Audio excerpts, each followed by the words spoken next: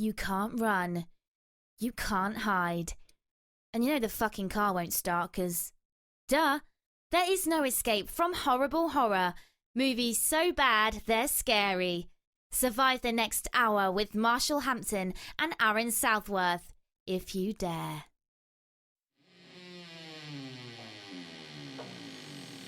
Horrible horror, so bad it's scary. Splitting up is never okay. Plot needs it. Don't turn on the lights. Cars don't ever start, but that's alright. Running upstairs instead of out the door. Good acting, what do we need that for? Horrible horror, so bad it's scary. Enjoy the show, but not really.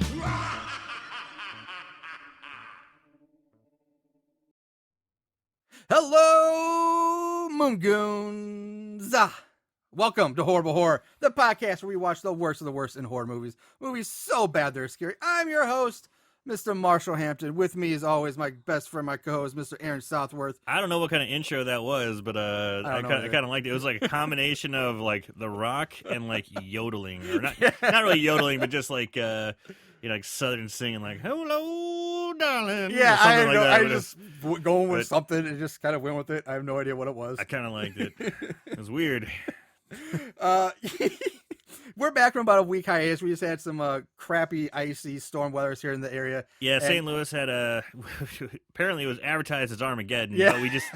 But so everyone hunkered down like a dirty dog and didn't do anything for the whole weekend. But Friday was bad. The rest of the week, not so bad. But everyone was so prepared to stay in. Everyone was like Everyone prepared just for like said, end of days. "Fuck it, we're staying in. Doesn't matter." And then I got hit with like this super bug and was sick for like a week and a half, 2 weeks straight. Yeah, he's been sick. I've been bored. So we're back. We finally back with this movie called Spirit Camp. This movie was released in 2009. It was written and directed by Cary Bayer. I think it's pronounced Beyer, Bayer. Yeah, Bear. And apparently he did a lot of shit on this movie. Ton of shit. We're actually going to talk about that. Pretty much self-made, essentially. Yes, definitely. I like those kind of guys. Those guys that kind of just jack of all trades, do it all themselves. Just they want to get shit done. Push up the sleeves, get the elbow grease going. Yeah. This movie is actually, you can get it on Amazon for free if you have a Prime membership right now, which was great. I love the Amazon Prime stuff.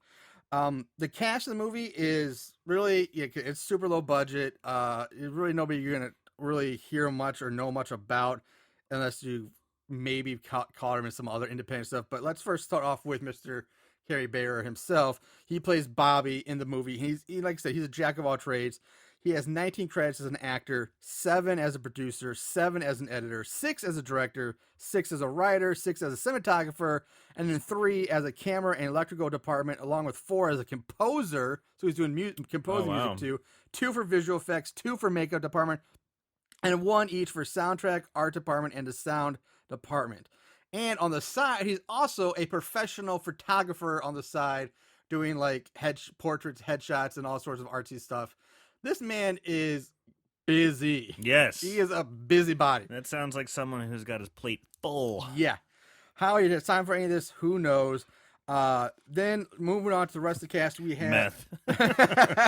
Lots He's of just speed. got some great amphetamines or something. Moving on, we have she goes by one name, Julin, Julin, Julin. Kind of like Madonna or something, but she plays Rachel. Bold move. It is a bold move.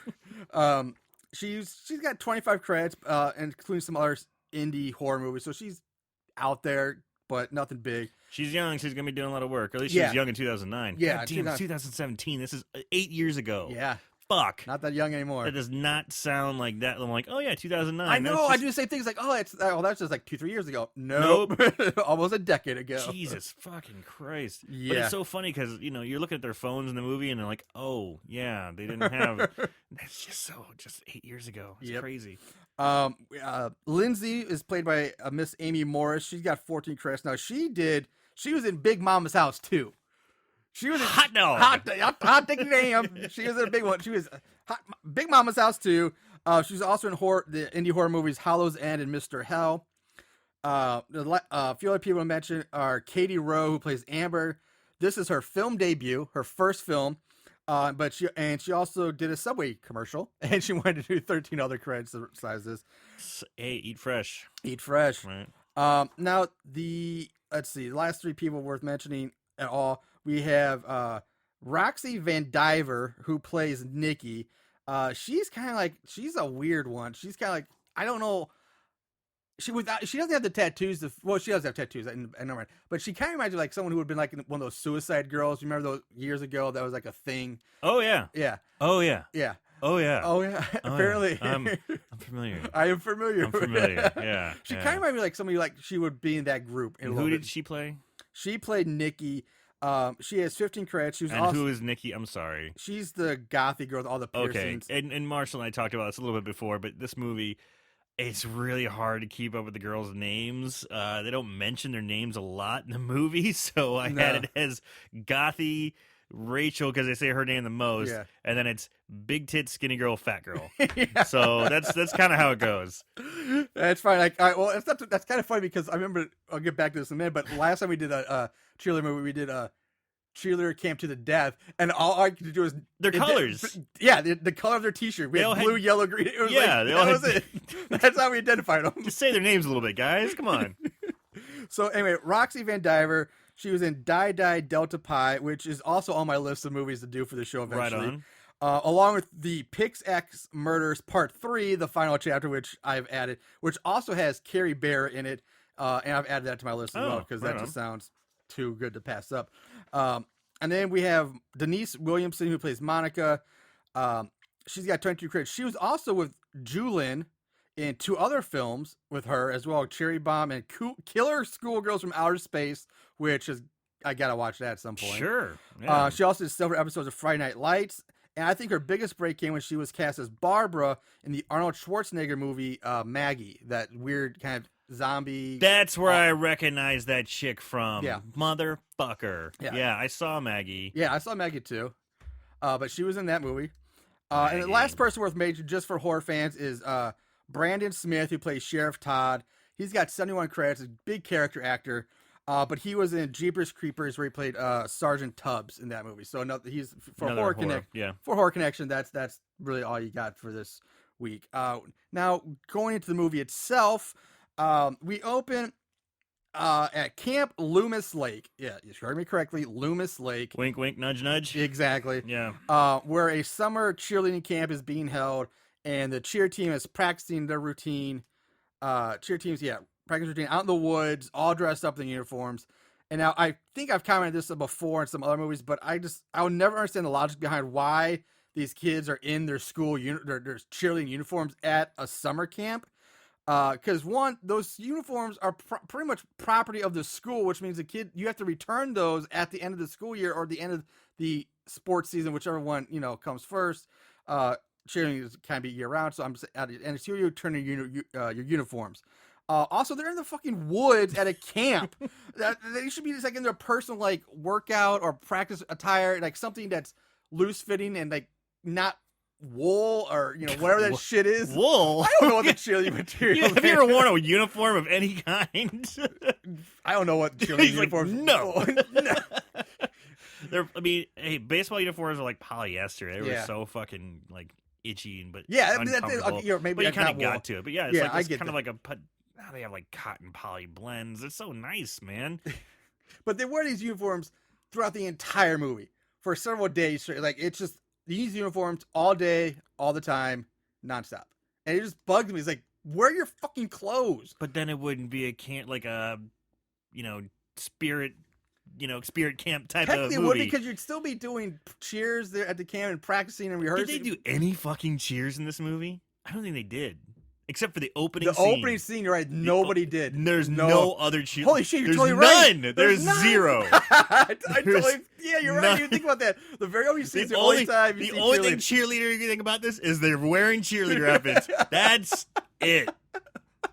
There's not one cheer. You're totally... Holy shit, how did I miss that? Wow. So, all right. Anyway, back on track. So later that night, they're all sitting around the campfire. This one blonde girl asks if she can get a tan from sitting near the fire because that's what the sun's made of, and the sun tans her. It's kind of funny. So, I just had, I was like, really? That's okay. So this other blonde girl, she's flirting with one of like the male cheerleaders, making like flirty eyes at him, trying to be sexy and seductive, shoving a marshmallow into her mouth, trying with a roasted marshmallow, like sucking her finger. Yeah, it's working for me. Yeah. Then she takes a swig of like a Jack Daniels bottle and announces that she's gonna be right back, and gets up, walks over to the guy she's flirting with, whispers in his ear. Now, next to this guy are the two gay male cheerleaders who are sucking marshmallows off of each other's fingers and like feeding each other. Which is pretty funny. It is kind of funny. I mean, they're just like super gay. They're uber gay. Yeah. So the flirty blonde takes the guy with her into the woods. She starts kissing him up against a tree, just immediately takes the top off. She is aggressive. Very aggressive. Yes. She just takes this guy, throws him against the tree, top, boom, gone. Right off. Grabs his hands, puts him on her boobies, and he kind of pulls back. Yeah. So this works. Like, she's kissing him, and like I get the idea that he's probably a closeted gay because he wants nothing to do with her. He doesn't want. This is moving too fast. He's like, I don't want to touch you. Like, I'm not interested. And he almost comes off as being scared of women parts. Yeah. He touches it, like boobs are icky or something. So she drops to her knees and starts blowing him. Just right there. Or at least that's the impression you're getting. But he just, nope, I'm out of here. Yeah. Lifts her back up and says, yeah, moving too fast, and just walks off back towards the camp. What's a girl got to do to get laid around here? Exactly. That's exactly what she says, which I did write that down because I did actually find that funny. I like that as well. I like it as well. Poor girl. Yeah, she's just standing there completely topless and like confused look on her face. Throwing it fiercely at him. Yeah. Throwing the pussy around. Mm-hmm. So she puts her top back on. Goddamn catapulting that thing. Jesus. And nothing. Catapulting the pussy. So she heads back to camp. And on the way back, she just trips over the dead and eviscerated corpse of the guy she was just with. His intestines are out. He's done. And then she bumps into the axe-wielding killer. The killer hacks into her with the axe, splitting her collarbone. Now, this to me is probably the best effect of the movie, in my opinion. Yes, it is. It's the first one, and it's really, well, if you don't count essentially, it's the first one. It's the first time we see the killer. He's standing over, swings the axe, she falls, and her, she's got this big gash, like you said, across her left collarbone. Yeah, and they do a close-up, and they do a good, we can see the bone sticking out where it's cut in half. Pretty and good. It looks good. Mm-hmm. It's the best makeup effect, in my opinion, in this whole movie. So she's able to get up, run away into the woods. Killer gives chase. Now she actually gets back to the camp. Like, she's within eyesight. She's like right she's there. She's really close to the camp. She's exhausted. She's feeling the effects of the wound. Mm-hmm. She's kind of starting to fall to her knees. She's trying to scream for help. She can't catch her breath. She's help. And she's like comes up from behind because everybody's back's turned to her, so nobody can see her. And the killer just kind of intercepts, gets in front of her, and it just with watching the axe just kills her. Drags her body away. Now, this scene, he raises the axe and the moon's in the background. Oh, it's so bad looking. Well, remember this. Oh, that moon. Yeah. I'm glad you picked up on that too. Yeah. We'll talk about that again. All right. I didn't think it was that bad looking. I know it's low budget. But it was like, really, you couldn't just go outside at night and raise an axe from the moon? You have to green screen this shit? Oh, yeah. But you gonna wait that long? I mean, maybe it was a new moon that night. He's like, damn it, there's no moon whatsoever. So yeah. I mean, but just remember that. Remember that, listeners. Yeah. Axe wielded in front of a moon, a full moon, mind you. Full moon. So now we skip ahead 2 years later.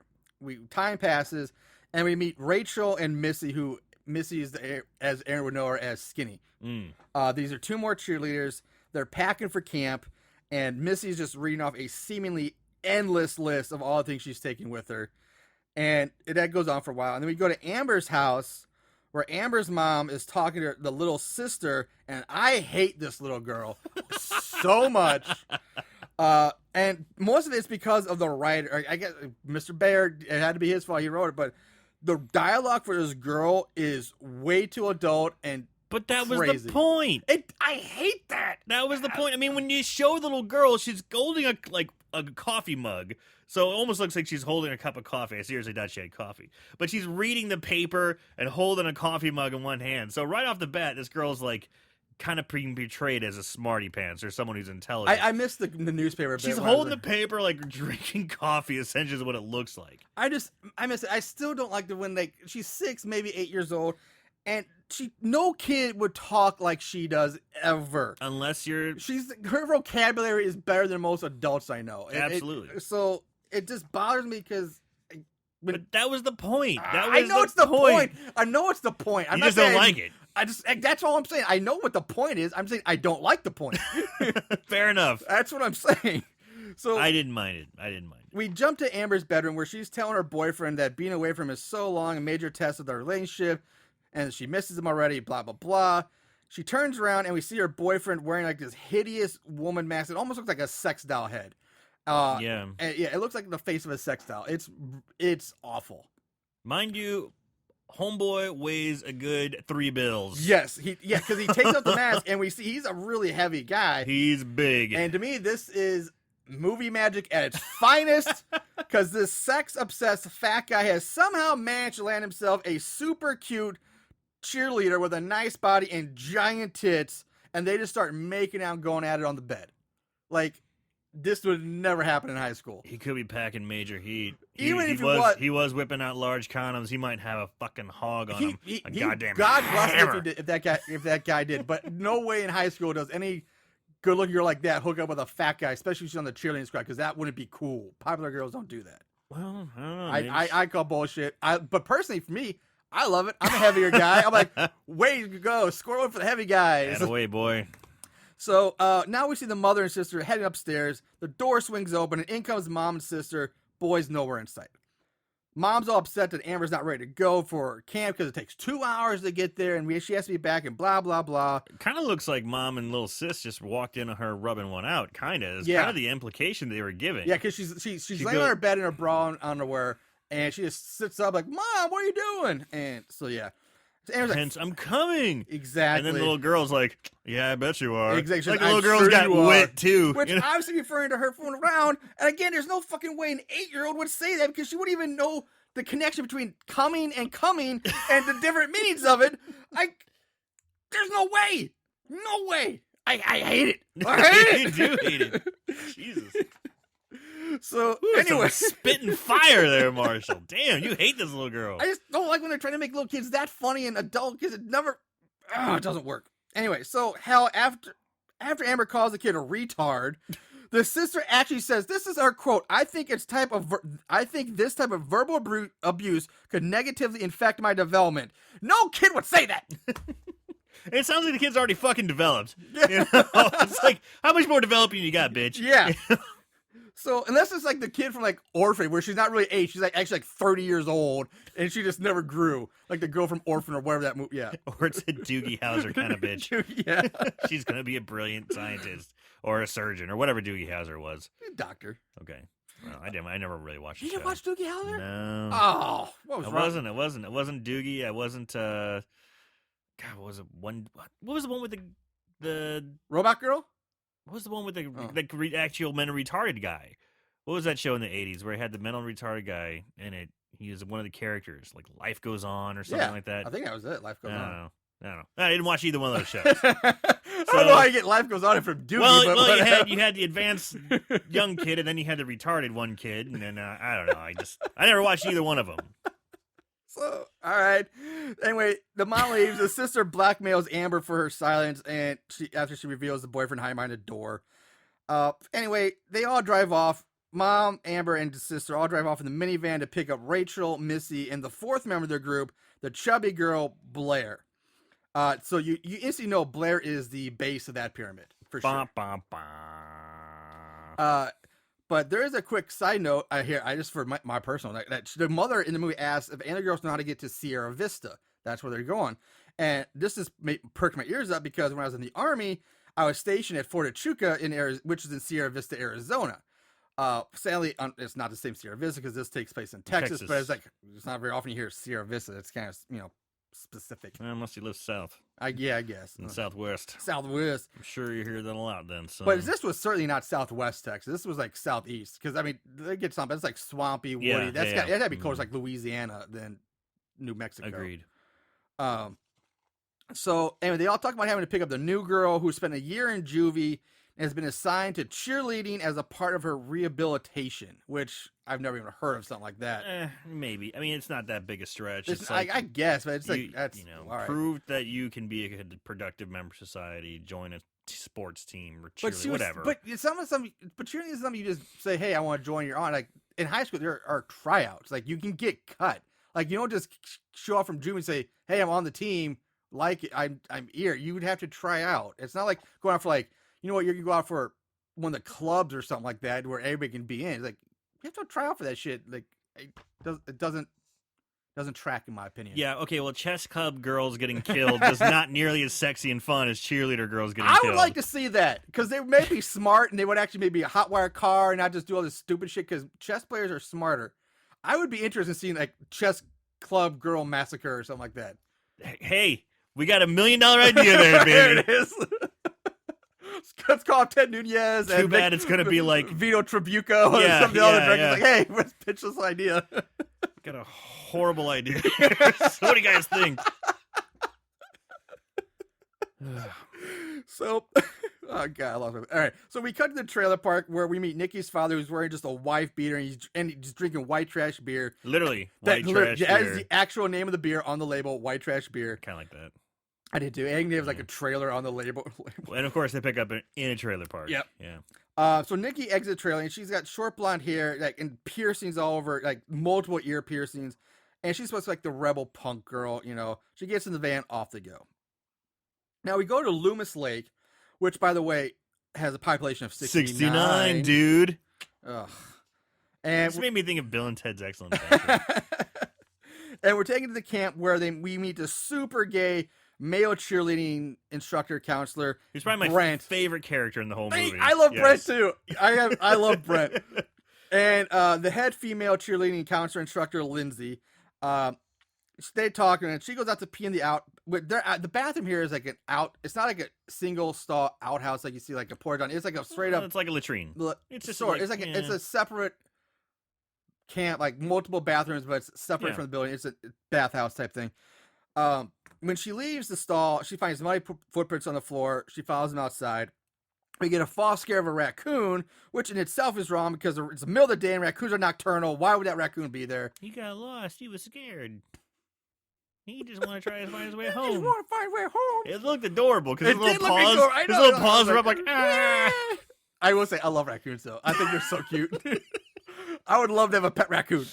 Marshall's gay for raccoons. All right. I didn't know that about you. I know what you're getting for your birthday. Too bad it just already happened. You give me a raccoon? Yeah. So anyway. Name it Rocket. Of course you have to name it Rocket. So anyway, she turns around and she sees this dirty man swinging an axe down here, but it turns out it's just the camp's caretaker, groundskeeper, Jake, and he's just killing a snake at her feet. Yeah, like right in her face. Yeah. She's screaming. So up comes Mrs. Haddonfield. Wink, wink. Yeah.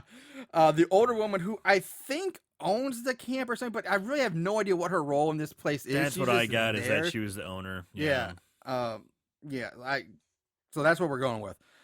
We go back to the van. The mother has to swerve off the road after nearly hitting a man because she's too busy trying to read a map instead of watching the road, which who has these giant photo maps anymore? Well, that's what I was thinking. Everybody uses like GPS nowadays. But I was thinking, but that shit was around in 2009. GPS was around in 2009. Yeah, that's why it's been around a long time. Yeah, that's why I'm like, I was like trying to like play with the time. I was like, nope, that bitch should not be having a big old. I thought that's the same thing. Like, well, let's look at time. Like, nope, she would be using GPS. She is exceptionally old to have a teenage and like an 8-year-old daughter. I'll give you that one. Yeah, the 8-year-old. She is freaking old looking.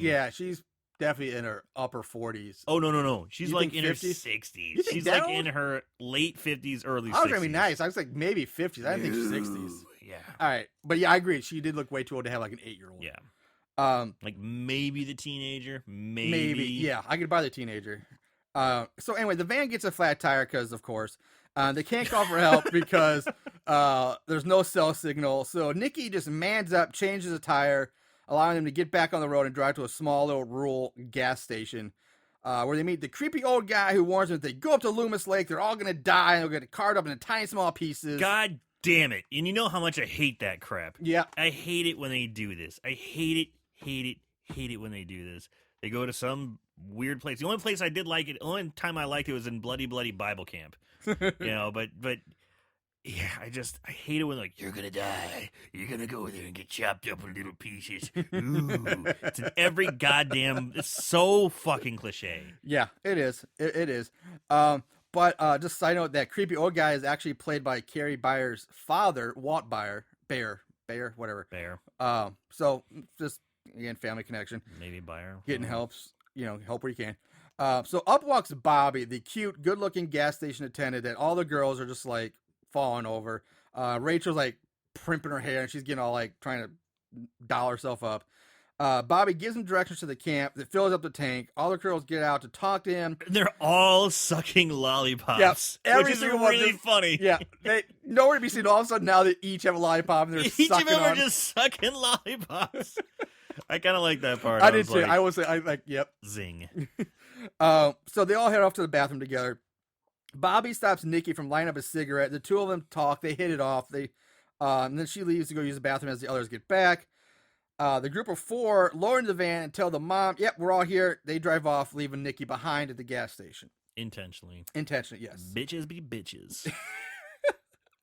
So Bobby offers to give Nikki a lift, and they get in the truck. They drive off. Now, during the drive, Bobby starts telling her the story of the murders that happened a few years ago and how they caught the guy who did it, and that the killer is doing time at the Palace, which is the local prison not that far from here. Maximum security prison. Yep. So the truck turns on this dirt road, but gets stuck in the mud because it's a piece of crap Chevy. It's not built for tough. Oh! Yeah, that one in your back pocket. Yeah, I did. This fucking muddy road, they keep coming back to it Yeah. over and over. It's like a character. It really is. It should be like, it should the have muddy road gets more screen time than some characters in this It really movie. does. And it's not even that like big of a section of muddy road. It's like they just took a hose out to a dirt road and like sprayed down a little it bit looks of it. It's pretty like, all right, muddy, that's fine. yeah. I mean, it's muddy, but it's not like that. Sure. To long me, it or- looks like if you're going at a good clip, it's gonna maybe like kind of scoot you a little bit. You'll but- fish you a little bit, but yeah. it's not enough. Like because it's not long to get stuck. You'd still. I would think the same thing. You would make it through that. Anyway, so the two of them, they get out. They walk the rest of the way. It's like one of the main antagonists of the movie. It really is. You have the killer and then the muddy road. Yeah. The mud pit. So we jump to Mrs. Haddonfield along with Lindsay and Brent addressing the new campers. Welcome to the camp.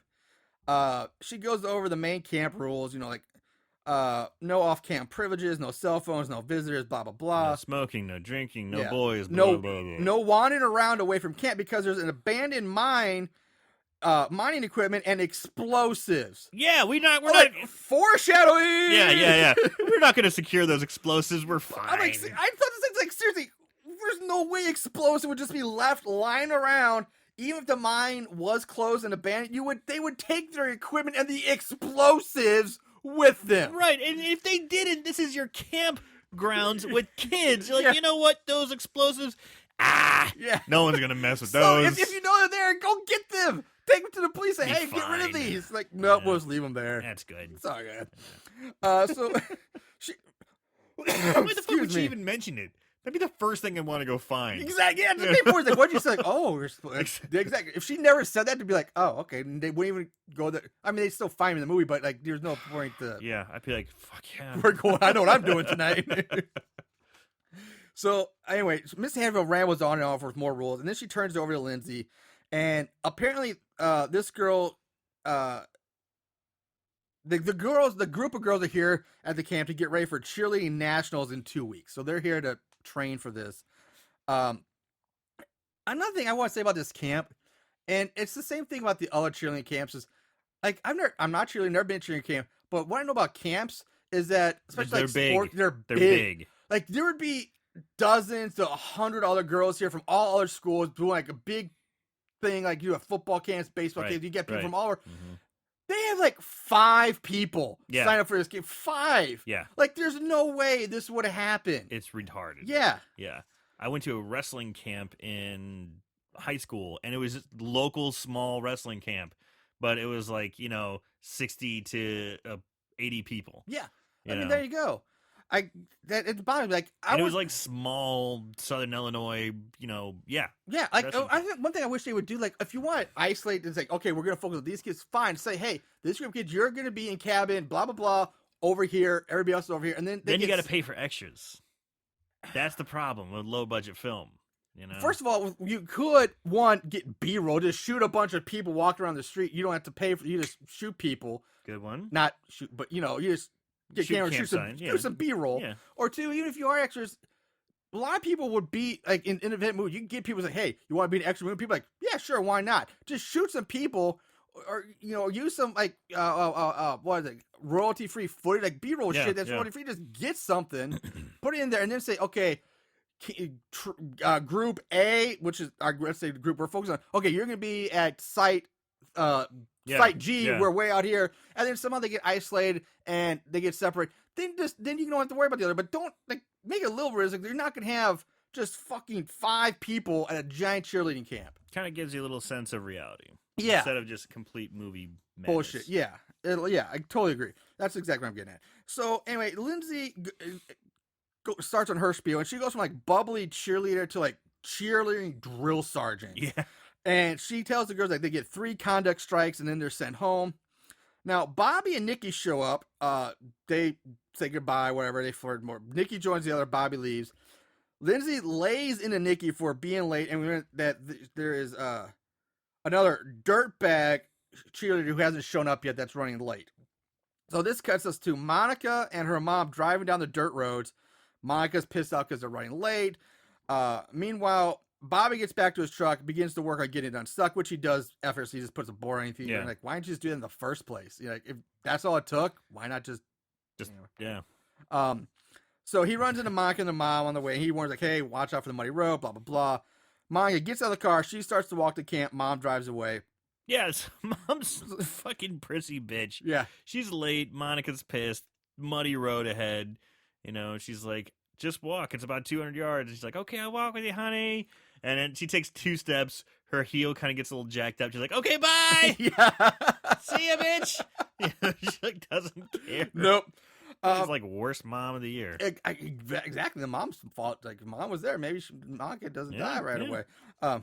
Spoilers. Guess what's happening? Guess what's happening? But speaking of it, our time about the cheerleading outfit, that's all the way. But like, listen, Lindsay, Monica shows up, and like even the counters, they're all wearing cheerleading outfits, which just it wouldn't happen. It wouldn't. It makes no sense. So anyway, Monica starts hearing twigs snapping around her while she's walking, and she's basically just promptly killed. I mean, she's knocked off right away. Yeah, and it's just. And I hate this because the killer grabs her by the neck with one hand, lifts her off the ground, one-handed, and then like crushes her throat. I call bullshit. Marshall hates that kill. Unless you're like some sort of unless you're super fucking Jason Voorhees or a monster or the Incredible Hulk like or Thor or something like that. No.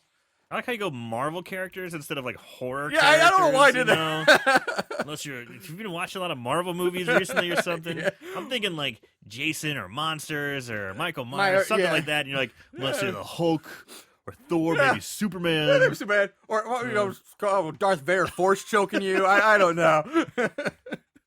So anyway, back at camp, Rachel is giving Nikki the business.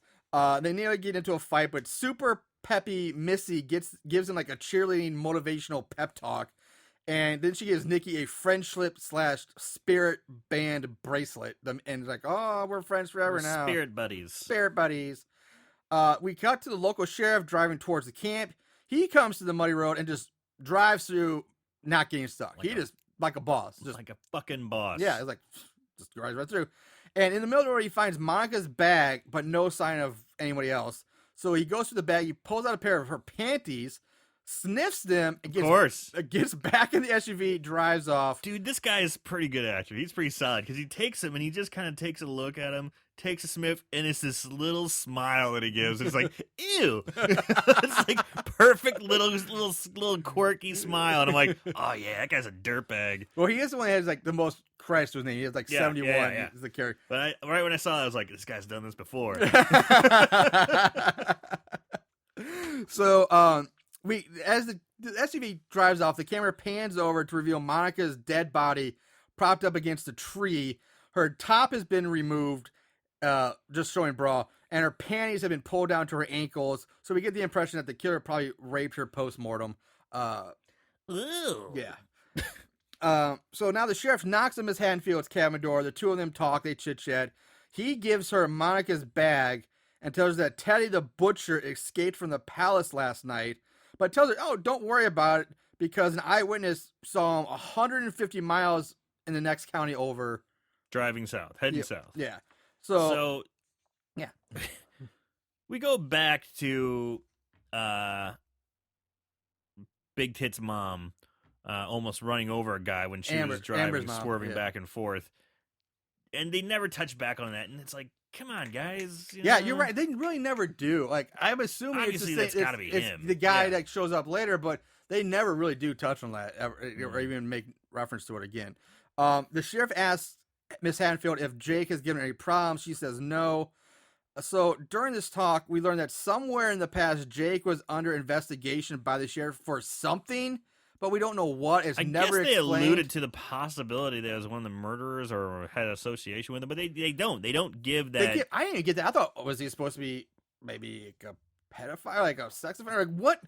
What was he under investigation for? A robbery? Violent crime? Like, that boy's up to no good. Yeah, like that's all you get. That's all you get. You get nothing else. So the sheriff leaves, and we cut to a close-up panning shot of the girls' boobs in their bikinis as they head down to the lake, which is probably the best shot in the movie. It's just, God bless boobs. Yeah, it's nice, but man, is it me? Or these gals look pretty fucking young. Like, I get, it's like, woo, we're pushing like, well, I feel like I'm reading like Barely Legal Hustler magazine or something. Well, they gotta be 18 to do the be, not to be in a movie, but to do this type of stuff. Well, at least one of them. Yeah, two. The ones that show their boobs have to be 18, obviously, at least. And I'm assuming, I could look up. I mean, if I really wanted to go look up, but I'm pretty sure they're all 18. I'm assuming they are too. But man, oof. Because I mean, they're pretty close to top. Some of the other girls are pretty close to topless. Oh yeah, they're just like holding it on their bras essentially. Exactly, but yeah, I mean, they look pretty young. Yeah. So as they're walking to the lake, where we see the sheriff and Jake both kind of oogling them as they walk by, kind of giving them creepy stares. Now the girls are seen crossing a wooden bridge over a creek, and we're talking like 3 feet above a creek. It's just a suspension bridge. It's a wooden little bridge. It's not like a rope bridge. It's just a regular average bridge. And Nikki, for some unknown reason, freaks the fuck out, drops to her knees, unable to cross the bridge. She can't cross the bridge. And again, nothing. It's never explained why she can't cross a bridge. Is she afraid of heights? It can't be, because it's only like 3 feet off the ground. Is she afraid of trolls under the bridge? Who fucking knows? We don't, because it's never explained. Moving on. Moving on. We jump ahead to Missy, Rachel, and Amber sunbathing. Blair comes up, tells them that she's going for a walk. So Fatty's going off for a walk. And while she's walking, she hears twigs snapping, and she turns to see what it is, and she spots someone ducking behind the outdoor bathhouse. So of course she goes over to check it out. Let's go investigate. Even though you can clearly see the guy who goes behind there is holding an a axe. fucking axe. I'm like, yeah, I'm going the other way. Yeah. So she goes around the corner, and we hear a loud splat. You just kind of hear her going, "Is this the bathroom?" Hello? And then squick, splat. And that's it. That's it. That's all you get. Boo. I thought the same thing. Now you don't even see like an after effect. You get nothing. It's just a sound effect. You get squish. Yeah, and that's it. That's it. There goes one of your like 5 characters. Yeah. You don't have a lot to play with here, man. So we go back to Nikki, who's returning from her bridge freak out. Again, Jake watches her as she passes by, but he also spots someone walking behind her through the trees. So he goes like, "Hey, what's going on? Who's that person?" So in the cabin, we see Nikki remove her bikini top. We get her boobs. She's stripping down. Jake peers in through the window as Nikki gets dressed in her cheerleading uniform again. While Rachel, Missy, and Auburn return, Jake scurries away. We go back to Haddonfield, who's now shown pulling a shotgun out of the closet. Yep. But then realizes she has no ammo for it. So she takes the gun to the other room where Brent and Lindsay are just hanging out. Brent's sitting on the couch knitting, which is hilarious for some reason. And she tosses the gun at Brent, who like quickly tosses it to Lindsay like it's like a germy. It's like their tits. Yeah, it's like the tits. Like, ew. Dude, it was so awesome. I mean, the guy's got like cat-like reflexes. As soon as that gun touched him, he's like, poof. It's like a volleyball, like set. You know, he's like, bam. He just pops it right back up. It was pretty impressive. Yeah. I agree. And so Haddonfield tells him that she's leaving to go to the store to pick up, a few things, which are like, oh, she's going to pick up ammo and some other crap. Now, I guess we mentioned this earlier, but this is where I put in my notes is that I do like Brent in this scene because he's definitely got, I think, the funniest part of the movie. And especially the way the actor portrays him and delivers these lines and portrays Brent, I really like. Brent is good in this movie. So we go back to girls in their cabin. They're lounging around talking, changing clothes. They ask Nikki if she has a boyfriend. Nikki doesn't want to talk about it. She storms out of the cabin, pouting to go smoke. So this is where she's startled by Amber's boyfriend, who snuck all the way up to camp to see her. So tons of fun is in town. He's ready to rumble. Yeah, and I think his name's Mitch, so that's what I'm going with from here on out. I call him Mitch. It doesn't matter, but Mitch enters the girls' cabin, and he and Amber instantly start making out. While Nikki's outside, she sees like the lit end of a cigarette and smoke being blown out from like the darkness or shadows of a tree. It's kind of cool. Which is actually, it was pretty cool. That was like one of the cooler shots in the movie, I agree. And so she scampers back inside. She tells the others that she thinks someone's out there, but they're like, fuck you, we don't care. They knock on the door. Mitch scrambles to hide under the bed. In comes Lindsay to tell him that dinner's ready. Lindsay finds a bottle of Black Label whiskey, which is basically supposed to be the Jack, in one of the girls' bags. She gives them all conduct demerits. And whatever the fuck that is. Yeah, but it's funny because you can clearly see behind them like Mitch's feet sticking out from underneath the bed. So it's kind of got a little bit of the funnier bits. I think that kind of worked. I thought it was kind of funny. Yeah.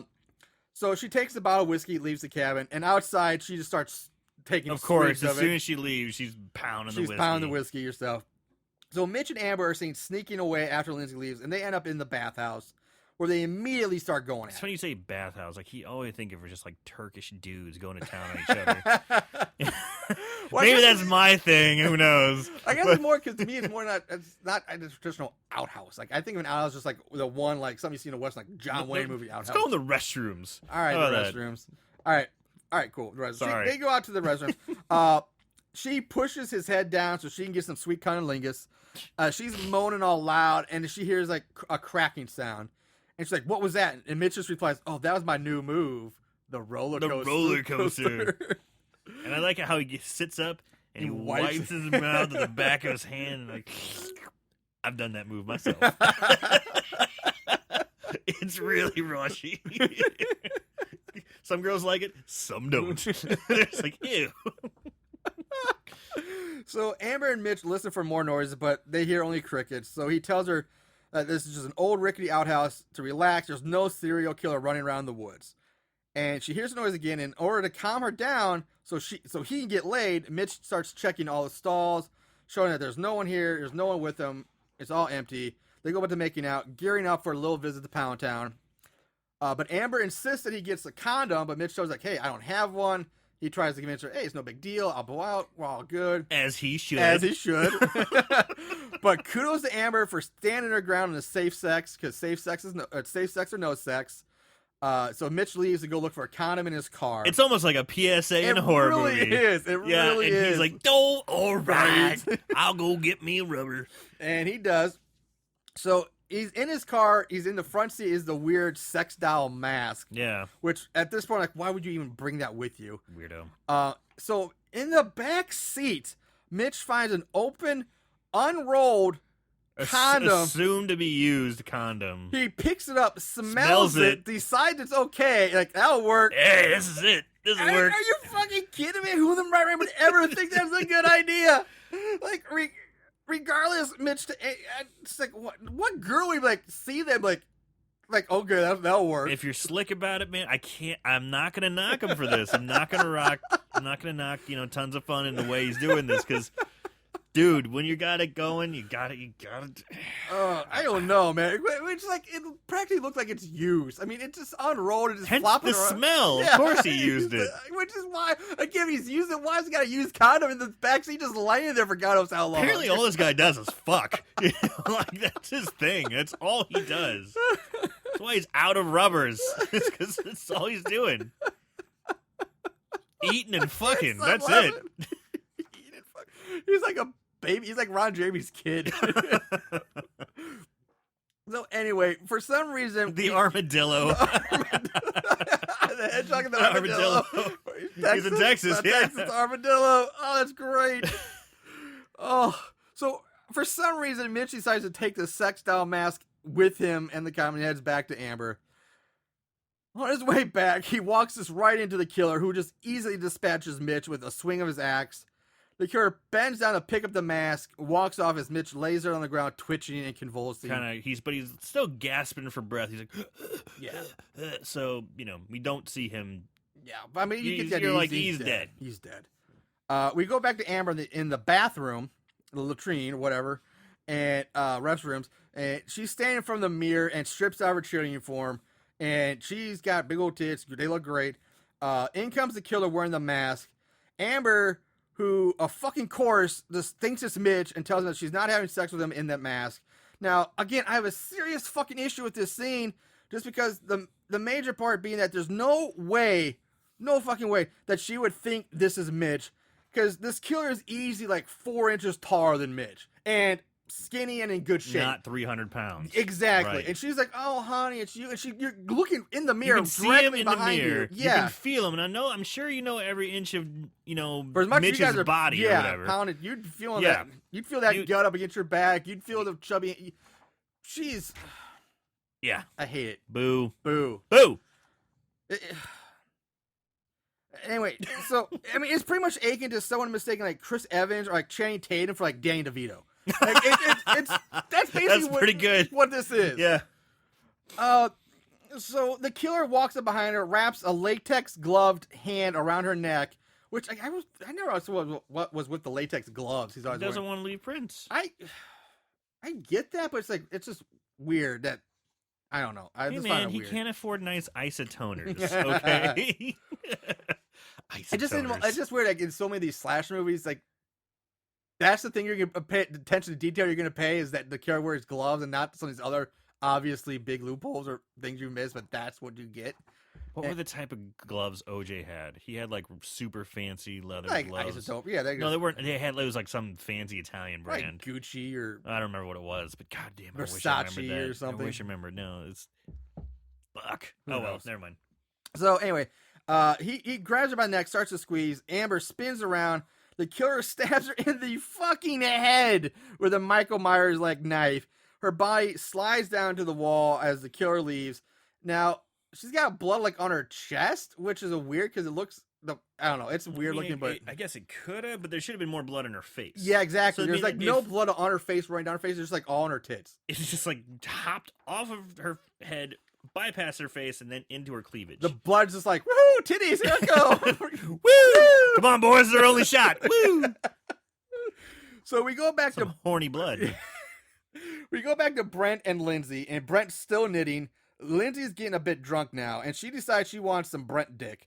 And she starts aggressively throwing herself at him. She tries everything to get her to fuck her, for him to fuck her. And she's even throwing out the old, how do you know you won't like it unless you try it bit? And his response is, I don't need to stab myself in the eye with a knitting needle to know it will hurt. Yeah, this is pretty good. And actually relevant. So pissed off, Lindsay storms out. Brent goes back to knitting. We follow Lindsay as she enters the outhouse, which shows because like, what a slut. what a little whore. Yeah, what a little whore. That's what it was. And so the outhouse now, or the restroom shows no sign of Amber's murder whatsoever. So Lindsay pees. She finds a few drops of blood in the sink, and she's like, she doesn't even think twice about it. Washes her hands, leaves. And the camera pans over to show Amber's dead body folded over the toilet seat in like the stall next to the one Lindsay was using. We go back to Rachel, Missy, and Nikki. Now, Rachel is about to light up a joint. Nikki gets upset at this because she has to take a piss test next week as part of her parole.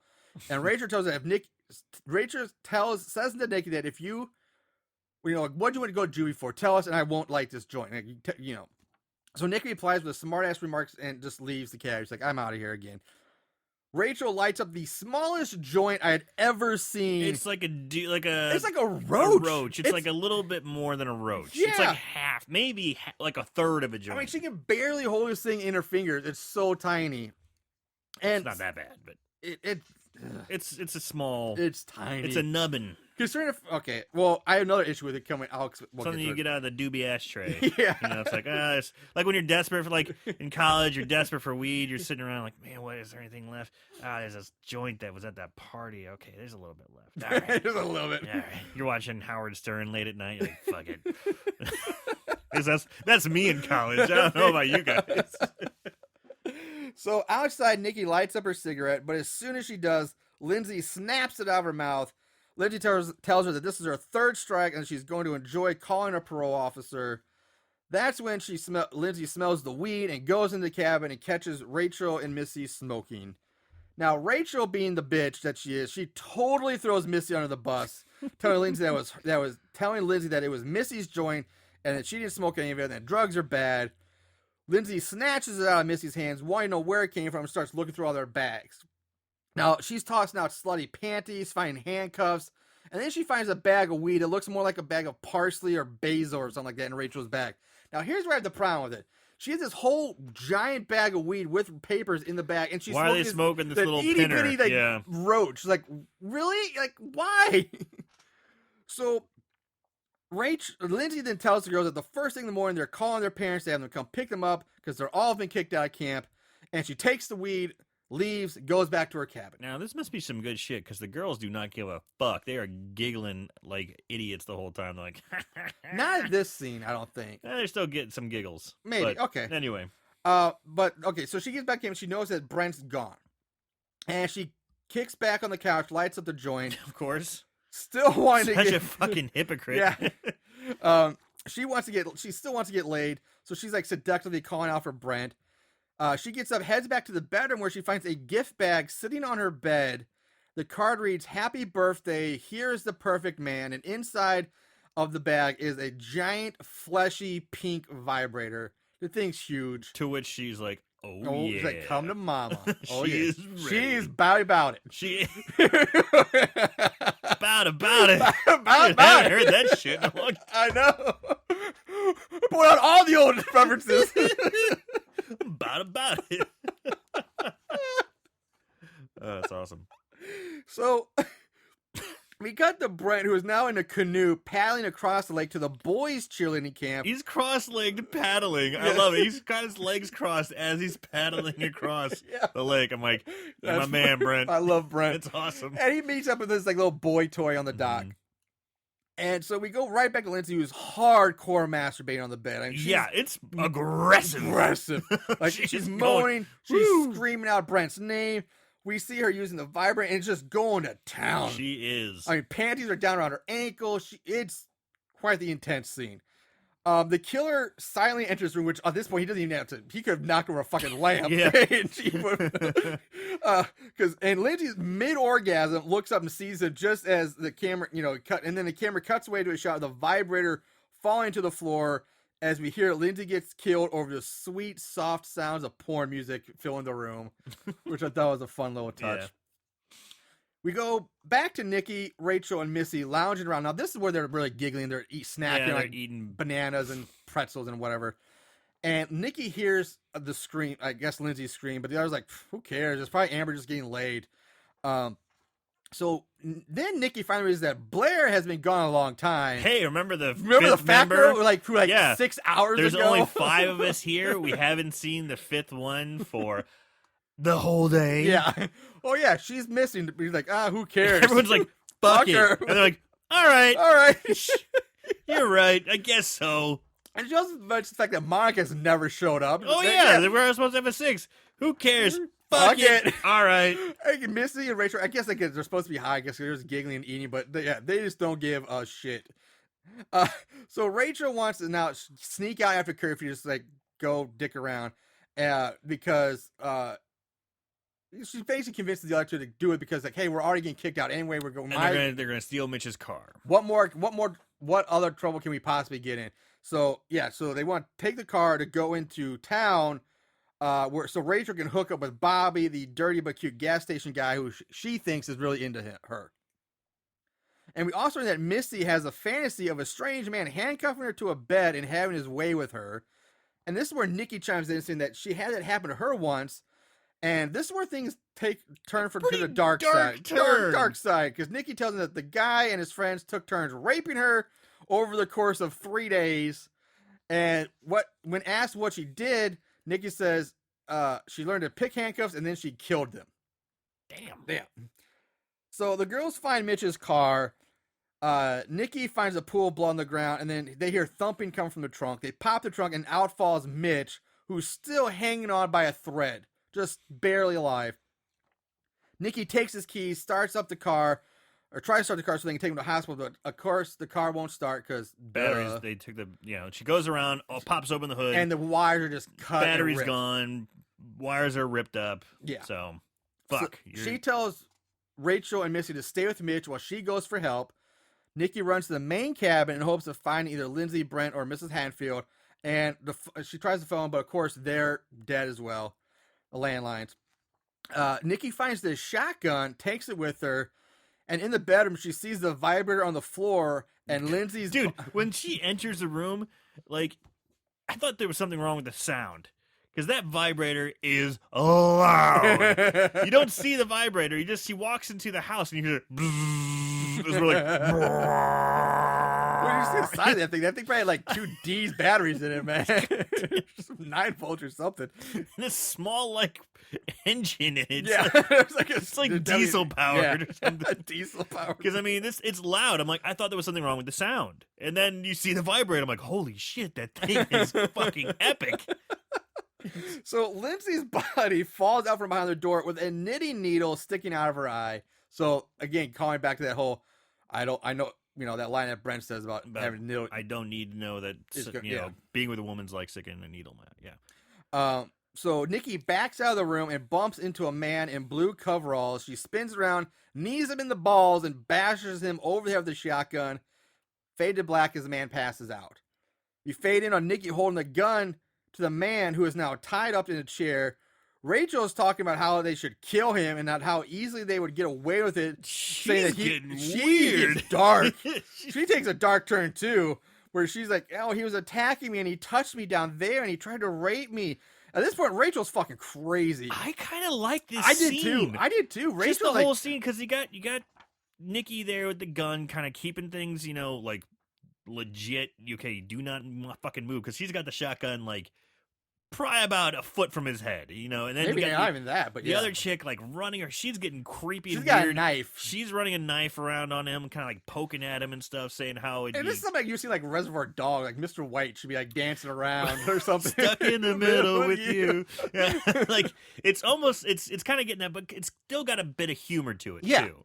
It's still kind of like cutting a good humorous vein. Yeah, I mean, Rachel at that point, like she sits on the guy's lap, puts her arm around his shoulder, and is like talking about, "Oh, I could kill you," in this drag. Yeah, and she's trying to convince Nikki to like, "Hey, let me kill him," and because like, well, I want to know what it feel like to kill someone, and blah blah blah. And so during this whole time, the man is like secretly working, trying to get out of the ropes. He's working the ropes behind. Yeah. Now, breaking down this scene to save time, because it does actually go on for a while. The man is wearing blue mechanics coveralls with a nameplate on that reads Bob.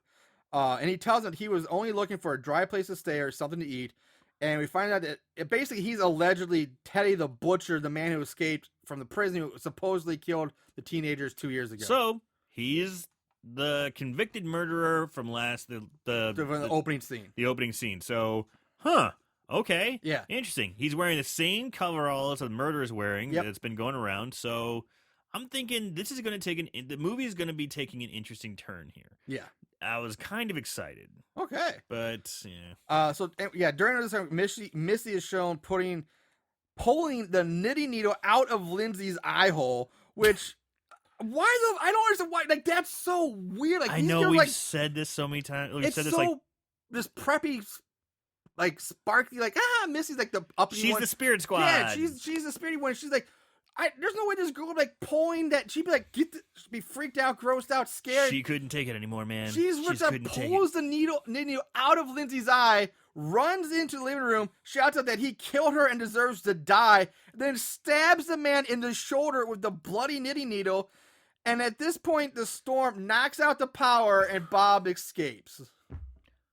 What storm? Exactly. Came out of thin motherfucking air. There's no rain, no nothing. It's just a bolt of lightning comes out of nowhere. It's like the storm from a shopping mall. Yeah. Clear night, just all of a sudden, boom, lightning. Except there's just one lightning This one's bolt, one. not 8 or whatever it was. So, Bob escapes. The girls argue over what to do. Missy, Yeah, because the power goes out and Bob escapes. yeah, he's gone. So Missy chimes in and says that she has an idea and leads the girls out of the cabin and back across the bridge, where Nikki again begins to have another freak out. Still, no explanation as to why. Hey, what happened to Mitch? Yeah, they just left Mitch behind. I can't forget They about never that. said a fucking thing about They him. never go back for him. Like, fuck Mitch. They never said he died. They never said anything. It's just all of a sudden, oh yeah, remember we were staying with them trying to keep him alive or maybe Yeah. find help? Nah. Yeah, he's dead. Yeah, Mitch is dead. Oh yeah. So Fuck okay, him. yeah. So they go to run across the bridge again, like you said. Yeah. You know, where Nikki has her little breakdown, and they have this cool shot where they go, close your eyes, god damn it, come on. So she obviously got over her fear pretty quick. Yeah. But they show the shot of them running over the bridge, and they have it like with the full moon in the background. Yeah. Well, remember there was a storm just 2 seconds ago. Oh yeah. And now it's a crystal clear night where you can see the moon in its full glory. Yep. Fuck. Uh-huh. I'm right there with you. There's also a quick shot of Jake the groundskeeper walking through the woods, which again, at this point, the storm has magically disappeared. It's Nope. gone. He's not red from the rain, and neither are the girls. When we cut back to them, even though we just saw them leave the cabin, when they left the cabin, it was a downpour. They crossed the bridge, and we run back to them. No rain in sight. Everybody's 100% dry. It's just one big fucking cloud that came by and just, pew, see you guys. My job here is done. So they arrive at the lake and notice that the canoe is gone. So Missy decides to swim across to the boys' camp to get help because she was on the swim team. So she strips down, dives in. And I gotta say, for someone who's on the swim team, she swims like shit. She must have been like a bench depth role player on that team because that's not how a swimmer would swim. So I will say at this point, as this movie goes on, I find myself liking Rachel more and more. Yeah. Because I love I'm not commenting. I'm doing a very good job commenting because I don't want to sit here and repeat every single line she says. But she's very back and forth. Like, I'm not going there. Wait up, or her back and forth attitude and the way the actress delivers it. I really enjoy. Mm-hmm. I really started enjoying Wasn't bad. Rachel. Yeah. Now, for some reason, as we watch Missy swim, we also get a random shot of an alligator swimming. B-roll footage. B-roll. Should have used that for the camp Yeah, counselors. right. You can get alligators, but you can't get a bunch of cheerleaders getting off a bus or something. So Missy swims up to the floating canoe, finds Brent's bloody dead body inside, turns around, swims back to shore, and we get another shot of the alligator. So she exits the water, turns around, and is instantly stabbed to death by the killer. Yeah. I just, at this point, I don't see the point. The alligators, like, it had nothing to do with Missy's death. Like, okay, you're building suspense. Like, So we got this footage of an alligator. throw it in there. We paid like $5 for it. So Yeah, throw it in. We meant to get other campers, but they sent us an alligator roll. What do we do with this? There's a mix of I guess we'll have her swim across the lake. Yeah, I mean, we'll stick it in there. I was like, okay, maybe. I would have been okay. I was like, okay, she's swimming, frantically swimming from the alligator. She doesn't even see it. The alligator doesn't even go at her. It's There's like nothing. just there. Just- There's no just- suspense. It's just like, why is it there? Yeah, there's nothing. So it's like Missy didn't see the alligator. She wasn't. I don't know. Fuck it. There's no reason for it to be Yeah, there, there's no other reason. than they just show it. Um, It's like they could have showed a fucking barracuda or like a kite scene or yeah, something. It fucking just Godzilla wrecking Tokyo. right. No, It I mean, had like no bearing like, whatsoever. I would like to, like if she was like, oh my god, an alligator, I gotta get away. And Yeah. she gets on shore, she gets away from like, oh, okay, I'm safe. Then she turns around, then she said, then get killed. That would would work. I'm like, okay, that's fine, but there's no point to this fucking alligator. There's no suspense. No, none. So we go back to Nikki and Rachel, who hear Missy's death scream echoing through the woods. Now, Nikki here suddenly has like flashbacks of like Missy giving her the spirit/friendship bracelet, and he decides that Spirit Squad stays together and she's gotta go back for her. So Nikki turns and heads back, and Rachel again is like, I'm not going with you, but is like quickly changes her mind because she's like, I don't want to be alone in the dark woods. So like, wait up, and she goes back. We go back to Jake, who's in some electrical room, and he just flips a switch and boom, powers right back on. As we get a quick shot of Missy's bloody body being dragged away. Now, Nikki and Rachel are sneaking through the woods while having a nervous conversation. Now, during this, Rachel asks if Nikki really killed those guys that raped her, and now Nikki comes clean and tells that her boyfriend did it, and she goes on to explain her whole backstory, that she waited too long to report the rape because she was scared, and so all the evidence like washed away. There's nothing left. So her boyfriend killed them and got life of rage and got life in prison. And because she wanted to be with him so badly, she let herself get caught shoplifting because she thought she would get locked up with him. Rachel rightfully laughs at this, saying that they don't let men and women in the same prison. Hey, you fucking idiot. That's never going to happen. Nikki says, I know that now. Now? Are you fucking kidding me? Did you do 1 minute of research? The 17, internet was around in 2009. You're 17 or 18 years old. You should know that a long goddamn time ago. I mean, everyone knows that. A 5-year-old would probably know that men and women don't get locked up in prison. That annoying little bitch in the beginning would know that. I guarantee she knew that. So, anyway, once story time is over, which, by the way, I don't think anyone would stop in the middle of, like, a murder spree, all that's going on, to stop and tell, like, your life story in the middle of woods. Let me tell you my deep, dark secret. Yeah. So, which, again, is just ridiculous. But, anyway, the two of them seem to bond a bit over this, and they continue on the way, and they find one of Missy's, like, hair ribbons on the ground soaked in blood, and they come to, like, this old building, and, out in the middle of nowhere. And you mean a mine shaft? The mine shaft is actually like a building. Yeah, it's not a shaft at all. I don't know. It's like a shack. Mine shack. Mine shack. It's my shaft. Mine shack. There you go. Mine shack. They go inside. They head down some stairs. Which, if you stop and think about how many stairs they go down all the time, like, seems like a lot. A lot, but it's only like they just keep showing, like, they go up to one side of the landing, and then like have them go to. They keep reshooting and going to the same like 6 stairs. So it turns out this building is the abandoned storage building for the old quarry, where they just so happen to find a box of brand new sticks of dynamite. I mean, there's no dust of wearing these things. It's brand new, bright red out of the box. It should say TNT on the side. Yeah. You know, it looks like something that Acme, you know, like Bugs Bunny would have. Yeah, it really does. I actually looked for like the T. Does it gonna say TNT or something on the back? Yeah. So Rachel takes one, just half-handed. She's like, I'm going to take one, and they continue on down the dark hallway. Now, they come back to the killer's work area, and they find like, there's bloody sheets and tools lying around. And it looks just real generic. Very generic. You know, this is a killer's workplace. Yeah, very generic. Yeah. They hear someone coming down the stairs. So it turns out it's Bob. And I mean, you can clearly see it. And the girl's like, hey, don't come any closer. Stop coming, or I'll shoot. Nikki pulls the trigger. Uh-oh. No ammo. No ammo. So Rachel threatens to light the dynamite if he comes closer. Bob takes another steps towards them. Rachel lights and she the goes, fuse. Fuck it. lights the fucking fuse. I gotta say, that's fucking baller, though. Ballsy, man. That is baller. It's like he called her bluff. She's like, fuck you, we're all going. Like, that's like a last, I get that that's a last ditch, last resort that you do. I would at least maybe try to run away first before I light the dynamite. Honestly, I liked it. I was like, damn, that's bold. So Bob falls forward into Nikki, and we now see that Bob has an axe embedded in his back.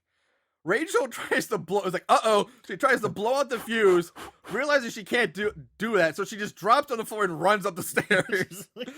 Now, there is a really nice upskirt shot of Rachel for those of you who are really into that kind of thing. Our panty lovers out there. The panty lovers. I love that scene. Nikki yanks the axe out of Bob's back and uses it to just like cut the fuse, just like hacks it off. So we go back to Rachel reaching the top of the stairs. She's looking back over her shoulder when she reaches the top, and she turns around, gets stabbed in the stomach by the killer with a large knife. She's dead. most anticlimactic. I death. know. Like I was like, I started to like Rachel. I wanted a much better death for her, something cool. Something, you know. But And I mean, just it's so just. I mean, lame. even the stab was just like. Yeah. It was so minor. I thought, okay, she got stabbed, and that she was going to be like wounded, and they'd have to continue on. Yeah. That was the impression I got because the stab it- was not like deep and Yeah, penetrating. it was like maybe 2 inches penetrating in, you know, like stab. Sure, she's gonna be fucked up, but I don't think that. and it's not like killed she her. got stabbed in the heart or the lung, like a stomach. I mean, it's still fucking hurt. She'd bleed, but that's not gonna. She's not gonna die instantly. The from only that. time, I mean, you got to go fuck it, and you got to go deep to hit the. Actually, you wouldn't even hit that if you got hit in the stomach. I'm thinking of the aortic arch. Well, you would, but you had to go real deep. There's a major vein and artery that runs down the middle of your body that goes to your femoral veins that supplies blood to your legs. But you have to go really deep to hit that. Sorry, No, it's fine. getting Bust out anatomy the on it. logic, man. Yeah. Bust out the medical science. So Nikki comes upstairs with the axe in hand, which, by the way, has 0 blood on it. It's clean as a whistle, even though she just yanked it out of the guy's back. No blood on it whatsoever. That's why she didn't join Rachel up there. She was cleaning She the had to axe. clean the axe Like, first. hold on. It's a little tacky blood. It's a little sticky. She finds Rachel's dead body. The killer comes up from behind her and is about to stab her when Nikki turns around just in time to block it with the axe. The two struggle, but Nikki's able to get away and run into the woods. The killer gives chase. Not a bad chase scene. Not too bad. Pretty good chase scene. She ends up high on the ledge of the quarry with the killer right behind her, so she leaps out and plummets down into the lake below that's filled the old quarry.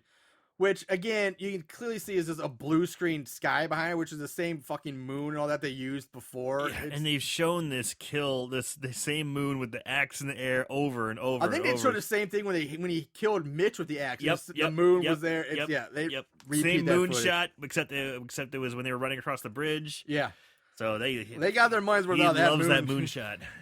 So now we see Nikki flagging down the sheriff's SUV, and the pervy sheriff, talks her down, calms her down, but refuses to believe her when she tells him that it wasn't Teddy the butcher that attacked her.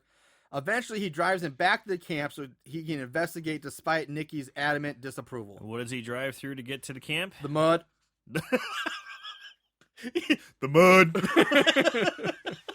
Yes, the muddy road, Marshall. The mud. The mud. And they even mentioned it. He goes, "You're gonna get stuck in the mud." He's like, "Watch this," and he gets through it. He's got sure finesse enough, in it, just right through. he goes right through. So they get back to the camp. Sorry. They get back to camp. Sheriff tells Nikki to wait in the car, but again she protests. He gives her a shotgun to protect, and he gets out. You know how to use this? He's like, yeah, basically. While she's waiting for him, Nikki begins to snoop around the SUV, and she finds a barely legal porn mag in the glove box. She finds Monica's panties and Which he found earlier. which she found earlier, and a bloody knife. Where'd the bloody knife come from? I don't fucking See, know. now that's like I get the magazine, Mhm. I get the panties, Mhm. and then a bloody, currently like a knife. All right, but a bloody knife. Like freshly bloody too. What? I thought the same thing. Like, where the fuck did that come So from? I'm like, okay, is he the killer? That doesn't make any sense. Like, well, that's obviously what they're trying to plant in your But head why now. would they have a fucking bloody knife? And that doesn't make any sense. No, I agree with you. I lost the logic. Went over my head too because Yep, there is. like- Well, I shouldn't say went over my head because there's no logic to be found. So Nikki's like, okay, I see now. She gets the shotgun, gets out of the car, and she gets the drop on the sheriff as he's exiting one of the cabins. Puts the shotgun to his head, but the sheriff keeps his cool. He's like, you don't know what you're doing, little girl. And he's just like, in one swift movement, grabs the gun from her and like knocks her over the head with it, knocks her to the ground. Pretty sweet move. Yeah, pretty good. Chuck Norris-esque. And then he slams her into the hood of the SUV, and he starts fucking with her a bit. Like he's like, he's Getting got kind of dark. Yeah, he's like real pressed dark. He's like, against her. He's he's got like- like his mouth on her ear. you Like, think some little girls like, oh, the killer's gonna be out here, sweet little girls like you. Don't think you just love hearing you scream. Like he's getting real dark. Yeah. But he's fucking with her because he's like, you're not too bright, are you? Because that's all that stuff is evidence that I found tonight, been collecting tonight. Which, you know what, fine, Danny. But again, going back to knife, if you're the fucking sheriff, you would goddamn well put a bloody knife in an evidence bag, maybe like a plastic bag, and not. Why would you just have it? Or in if your you glove? start finding murders weapons, you probably call For for backup, yeah, or it's call in somebody and say, "Hey, some shit's going down here for reals, Yeah, yo." agreed. Maybe 100% not like that, agreed. but yeah. I love it. For reals, yo. Anyway, so He handcuffs her, locks her in the back of the SUV, tells her that he's going to finish looking around, but right now she's his prime suspect. So Nikki just immediately, as soon as he closes the door, basically slips her arms on her legs, that old trick, Pretty and sweet. then kicks the window out and lets herself out of the car. Again, I go bullshit on this because the sheriff doesn't hear the glass shattering, especially since, he's pretty much close the door, shatter the glass. She does not wait a second. She doesn't wait for him to get out earshot, get into the cabin. He would have been like 2 feet away from the car when this happened. God damn it, bitch! Cook. Yeah. He would have, because it took 3 kicks. He would have been like, "Quick, kick in my window!" Like, oh, now that's destruction of government property. You're right here for that one now too. Oh, and by the way, the number of the sheriff's squad car SUV is 69069. I didn't notice that. Yeah, I noticed that when you're just kicking the window. Like, oh This guy god, really He's likes 69. really hammered that Population 69. 69. Yep. Squad car Or 69. 69. 69. 69. So Nikki gets in the driver's seat and begins to hotwire the car. The sheriff comes back, walking out from around the corner of the cabin. He drops to his knee. Blood pours out of his mouth. He tries to say something as we see the killer walk up behind him. The sheriff falls down dead with the axe sticking out of his back. Seen it. Yes. That's been done before. That's such a bitchy thing to say. So the killer pulls the axe out of his back, walks towards the SUV, which Nikki manages to start right as the killer takes a swing at her. She drives off, peels off down the road. Mind you, killer is still wearing the fucking sex doll mask. Yep, sex doll mask. She peels off, and what happens? She gets stuck in the mud. Yep. She gets out. She did not finesse it. She did not finesse it. Gets stuck in the mud. Mud. Go mudding. And she gets out. She runs away as the killer is giving chase. In the woods now, she finds the dead bodies of all the other people that have been killed up to this point. Propped up and strung up. They're tied to trees. What? Yeah. We also see Mrs. Haddonfield's been killed. She's tied up now. Again, they get this really, what is that? Like, what? How? Why? I don't get it. So Nikki is then tackled to the ground by the sex doll killer. He punches the shit out of her for a while. Pretty intense, yeah. Pretty intense. But she fights back. She starts to run off again, but the killer slices her across the hamstring with the axe, and then knocks her out cold, fade to black. Now I don't know. Maybe I'm wrong. I've never been sliced in the back of the leg before with an axe, but the cut is more like something you would see like maybe a large knife would do because it's a very thin cut. I'm thinking if you got hacked in the back of a leg with an axe, it would be a big old chunk of your leg maybe gone. the only thing is that it just barely got her. That would be Maybe like that's the that only would have to thing be I the think sharpest axe in the world. It'll be that sharp, just the nicker that much. If it's an axe with that much Swing weight. it hard enough. I mean, yeah. If you swing it I wasn't upset with the don't know. wound. I wasn't upset with it. It bothered me a little bit. It should have been like a chunk. Anyway, so we fade in on Nikki handcuffed to a bed and gagged, and she's now back in the basement of the dynamite building. She already told the story about how she was handcuffed to a bed. Yep. And she's right back there. She's strapped down. And she looks over and there's the killer's workbench. So we're back in this room. The killer enters the room, runs like the blade of his knife down Nikki's body to her crotch, where he uses the knife to cut her panties off, lifts up her shirt to show her tits, and then just proceeds to rape her. Dude, this is getting dark. It gets dark. It gets pretty dark. I'm Yeah. just like, uncomfortable. I thought we were having fun earlier. Now we're not. Now it's They were getting... just funny games killing people. Now know. you're raping? Come on. We had some fun. We had some laughs. We had some jokes. And now, I don't like where we're going. This isn't what I signed up for. So, while she's getting raped... Because he's fucking raping her, you Yeah. know? I mean, and he, like, cuts the panties off. If you look closely and pause, it's getting pretty graphic. So this is not fun. while she's getting raped, Nikki is able to pulls a bobby pin out from her hair and uses it to undo her handcuffs, which she does in like a second. Well, like, she did it mention that she got good at undoing handcuffs. She said mention she that. picked a handcuff to get free. She didn't say she got good at it. She just did it before. I thought she said she got good at it. No, she said I picked the handcuffs and got free. Well, she's got experience. I guess, but man, she did it like just boom. Not like didn't even bother. She's getting raped or anything. It just put it in, done, out. Like it can't be that easy to pick handcuffs. But anyway, so she grabs the knife, stabs the masked killer, and then cuts the rest of her binds off. The killer swings at her with the axe. She dodges it, stabs him again runs, but she gets tripped up once again. This scene, it's intense, man. It's like a fight. Like she's fighting for her life. You know, it's starting to get pretty intense. And like the punches, the kicks, the stabs, the slashes. I mean, it's like thrown with all their might. The actors and actress, are really going at it. Her acting ability left a lot to be desired. I will say her physicality in these scenes made up for it. Because she was really getting into it. So another fight ensues. She gets her head slammed several times into the floor, like just hard, and she's able to grab this torch. It looks like the type you've seen like fancy cooking or baking. Almost. Yeah, it's like a blowtorch, a small blowtorch. Which I get what's her tits use to light the dynamite. Yeah, Rachel. Used, yeah. So I get that. Like, I guess it's supposed to be like a mini welder's torch or something, but it looks almost more like just a really big butane cigar lighter, right? Instead of like I mean, so anyway, she loses. Often used for cooking and stuff. Yeah, for like creme brulee. You're gonna make a creme brulee. Yeah, where I'm going to go ahead and just caramelize the sugar on top of the custard. Yeah, that's what it looked like, a cooking torch to me. She loses her grip on it when the killer again slams her up against the wall, but she grabs his axe, raises it up for a killing blow, but then she gets stabbed in the stomach. She falls to the floor in slow motion and crawls away. Also, so the next few moments are done in slow mo. It looks like it's curtains for her. I didn't have a problem with this because, like, okay, she's gonna die. That's fine because she gets stabbed in the stomach, the exact same place that Rachel did. Rachel dies from this, and she's like, "Nope, I'm still gonna." Well, Rachel died like instantly. Yeah, that's what I'm saying. Like, there's no. It bothers me. Like, if you're gonna have somebody stabbed in the stomach and die, you can't do the exact same thing to somebody else and not have them die from the exact same thing. Preach. It's bullshit. So anyway, this is all in slow motion. The killer grabs the back of her hair, lifts her head up so he can reveals her neck so he can slit her throat. Nikki reaches out, grabs a torch, points it behind him, burns him in the face right as he puts the knife to her neck.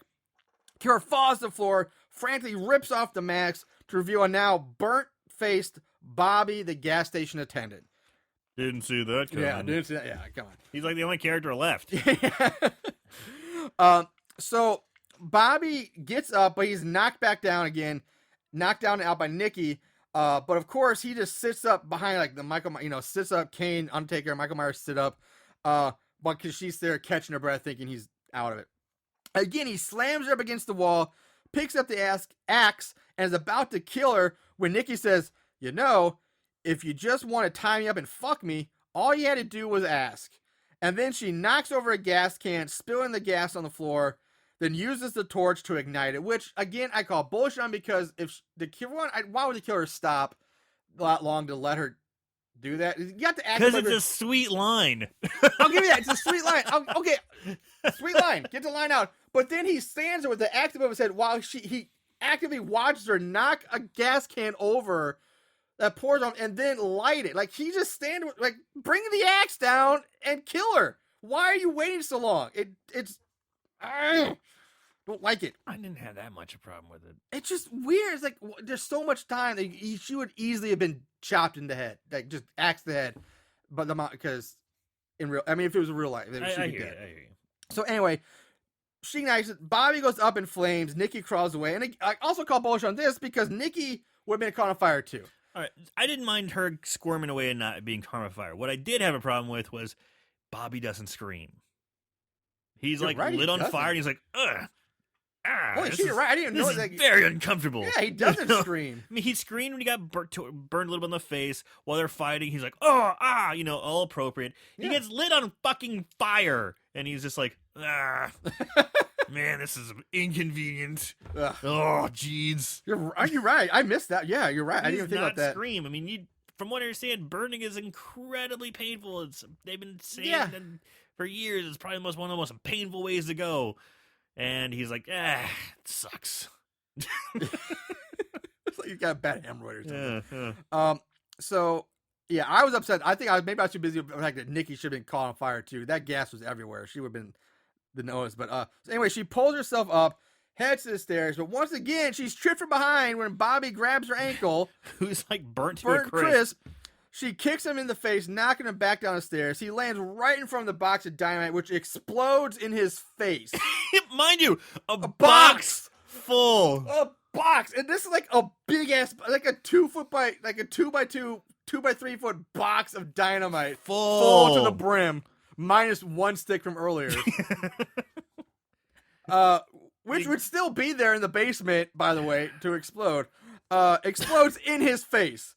The force of the explosion tosses Nikki apparently out of the stairwell, through the front door, out into the woods. Unharmed. Unharmed. And good old caretaker Jake finds her, carries her off. Now, Nikki wakes up in a hospital with a doctor, a nurse, and some other cop standing over her. And the cop, she's all beat up, and bruised and bloody, and the cop tells her that they got the groundskeeper locked up and he'll never see the light of day again. Nikki tries to tell him that it wasn't him, he didn't do it. But the cop says, "Yo, you're just in shock, you're in too much pain, you can't think straight. Just basically shut up." So they drug Nikki up some more, with I'm guessing morphine or something. And as she starts to pass out from the meds, who gets rolled in on a gurney right next to her? Bobby! Of course! Who opens his eyes, turns his head to face Nikki. Still looks like $1 million, by the way. Roll credits. After having a carton of dynamite. A case of dynamite blows up in his face, and he's basically perfectly fine. Still looks fucking adorable. Who is this guy? How is this possible? It was so ridiculous. I was like, when I saw him rolling, I was like, huh? Oh, come on. Yeah, like, really? Like, I'll give you, okay, he survived the burning. I'll give that, but Yeah. the box of dynamite explodes in your face. You're not surviving. You're not walking away from I that. have a hard time believing she survived the explosion. I do I'm just too. like, maybe one stick, maybe, like, and that's pushing. I'm like, that's some bullshit. Old Bobby boy. They use TNT to blow holes in mountains. Mountains. And she survived. They both survive a case of it going off, basically, for him, like a foot in front of his face, and for her, maybe, I don't know, 20, 30 feet away. They would both just be obliterated. Right. Anyway, roll credits. Now, after the credits, there is a post-credit outtake scene of the killer dancing in the outhouse. But that's not the Turkish bathhouse. Not the Turkish bathhouse. It's not that funny. Yeah, it's not, but it's there. So that's that. That is Spirit Camp. We're closing doors on that one. So let's move on to favorite kills. There can be only one. Favorite kill? All right, Aaron, what do you got this week for your favorite kill? Man, I gotta tell you, the kills were weak. They were weak. I agree with you. Very weak. Real weak. Weak sauce, man. Weak sauce. A lot of they were here's the knife, here's the axe in the moonlight, scream and cutscene squish. Yep, it was like that a lot. It was. It's tough to say then. I mean, I guess it'd be the opening scene kill. With the girl with the tits who tries to get laid and runs off and finds she gets the the slice across the collarbone. She runs. She finds the campers. That was the best kill. Okay, in my opinion, that was my favorite kill. And really quick before we move on, there was one point where I thought there might have been a kill. Do you remember the part where Brent is with the head cheerleader's name? What's her name? Lindsay. Yeah, and remember Miss Hathaway tosses the gun to him. Hatfield, yeah, tosses the gun to him. He knocks it back to her, and she goes, "Don't worry, it's not loaded." Oh, and yeah. He has a cut screen, and then you hear boom! Like you think like she just shot him in the face. Shot him because you're right. Because in that scene, she's pointing a shotgun directly at Brent and pulls the trigger. And here, boom! So you think Brent's head just like exploded on the wall? I'm like, what the fuck is happening? Yeah, like I just like why was that even in there? Why was that sound effect there? And Brent's still alive? Was that a big boo-boo that the filmmakers made? Because I don't know what. So weird. So we forgot to mention that. I apologize going back to it, but I was just like, what the fuck? Did Brent just get blown away? Yeah, I thought the same thing, but then he's in the kingdom like, what? It was so weird. It was so weird. It was fucked up. Yeah, I totally agree with the same thing. It was really confusing as to why that was there. I feel so bad I didn't bring it up at the time. I forgot about it until now. And no one ever makes a mention of hearing a shotgun blast, or they don't show like a shotgun hole in the wall next to Brent. They don't Brent's do like, anything. Fuck you, bitch, I'm out of here. Yeah, it's just like, it's never. Then later she's trying to bone him. Yeah. All right, for me, now, one thing just this just dawned on me as I was listening to you talk about the kills. Now, since this is a 2009 movie, and a lot of times people will try to make modern movies in the style of like the classic 80s slasher, which this is trying to be. Well, there's obvious, like, right. wink wings to Halloween. I mean, but that made me think, like, okay, if you look at like a lot of movies we've done, like Terror Train, April Fool's, Bloody Birthday, or Happy Birthday to Me, those time movies, like a lot of times that was what you got. You saw like the knife raise or the axe go up, you hear the scream, and you wouldn't actually see the kill. So maybe, just maybe, I'm giving the benefit of the doubt and say maybe that was intentional, like, because that was the thing that was done a lot in the 80s, early 80s movies. You never saw the actual gore. You just saw like the knife goes up, and then you saw the aftermath. The late 70s, early 80s. Yeah, so maybe that's intentional. It also could have just been a product of, hey, we didn't have the fucking budget to do anything. Could have been one or both. But either way, this kills still kind of suck. For me, I was originally thinking it was going to be Big Boobied Amber, because she gets stabbed in the fucking head and just kind of looks silly with a knife sticking out of her head. But even I'm going to go with the effect of the first one. The collarbone was the best effect. But I'm going to go with my favorite kill. Lindsay getting killed mid-orgasm with while she's going that was down. A pretty aggressive masturbation scene. Yeah, and then she gets stabbed with a needle in the eye mid-orgasm. As she's hitting that high note. It's not a bad way to go. Yeah. If you're going to get killed in a camp way, So, yeah, not exciting this week, but there it is. Moving on to odds and ends. Not only did they watch these films, they researched them too. Ugh, what is wrong with these guys? All right, our ratings. IMDb gives it a 4.8 out of 10. Rotten Tomatoes, there is no official thermometer score, but it has a 20% audience score, so pretty on the low end. And Amazon gives it a 3.3 out of 5. So, right, standard. You can never really go with Amazon. Yeah. Plot keywords. Panties. Ding, ding, ding, ding, ding. Nailed it. Cheerleader camp, cheerleader uniform, panties, white panties, and panties pulled down. God damn. Panty lovers, man. Panty lovers unite. They do. They love panties. Fuck. I had no idea. Like it's just everywhere. Panty boys are on the block here. Hey guys, there's panties in this movie. Oh, thanks, man. It's like a network. Dude, you got there's panties. Where? Yeah, I got it. Dude, you see what Panty Sniffer 69 posted? We need to check this one out. All right. Unfortunately, let's see. Trivia. It's not really trivia here, but it's the only thing I just noticed during the credits that almost every single person in the movie, especially people who had the smaller roles, were also had many other jobs, like some riggers, sound man. There's like a lot of the same repeating. And like 5 different people played the killer at one point. You'll see that in a lot of independent small movies, or low budget movies. It's pretty a much labor of love. It was with the exception of like the main girls. I think everybody else is working something else behind the camera as well. Sure. And that's really all. There's nothing else I could find. Mad props to that though. I like when hard. they you wear a lot of different hats. I mean, budget. Couldn't find it. I mean, that's hard. It's a no movie, so there's no budget game this week. Couldn't find anything, but I did get a few 5-star reviews. So with that said, let's move into 5-star reviews. These special movies have a place in these special people's hearts. 5-star reviews. All right. First up, we have Jason Simeon. Exactly what you expect, and more boobies than IMDb suggests. 5 stars. It wasn't like gratuitous boobs. No, it really wasn't. But like, I gotta give him credit. Like, you're say what matter of fact, more boobs, 5 stars. Yeah, more boobs than expected. 5 stars. From G.